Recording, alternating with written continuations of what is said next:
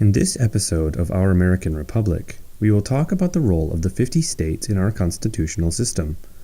After the conclusion of the American Revolution, the 13 colonies were independent countries with their own currencies, judicial systems, and methods of taxation. These problems were a direct result of their alliance under the Articles of Confederation. But, as we discussed in episode number 2, the central government under the Confederation had such limited power that its ability to survive was placed into question. The states resolved this issue via federation under the Constitution to prevent the states from being completely dissolved into the new government. Moreover, the states reserved the right to employ their constitutional powers to further ensure that the stronger federal government would have more to fear from the combined power of the states than the states had to fear from the federal government. The Constitution preserved the individual rights of the states, while also creating a federal government strong enough to ensure stability and security of the nation as a whole. So, what powers did the states reserve for themselves? Constitutional measures indicating that the states were to retain their power under the federal system included the following. A. The Senate was set up specifically to represent the interests of the states with 2 senators per state, regardless of geographical size or population, and these senators were to be appointed by the state legislatures. B. The states are responsible for setting the rules for voter qualifications in federal elections. C. The state legislatures decide how presidential electors will be selected. D.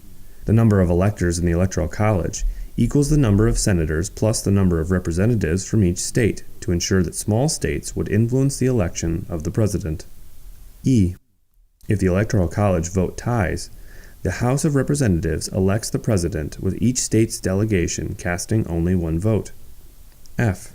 The 10th Amendment to the Constitution explicitly limits federal authority by stating, "The powers not delegated to the United States by the Constitution, nor prohibited by it to the states, are reserved to the states respectively or to the people."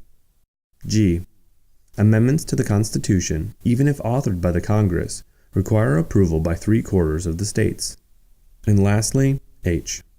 And perhaps the strongest indication of the authority of the states retain the ability to amend the Constitution on their own, without requiring approval by any other body in the federal government.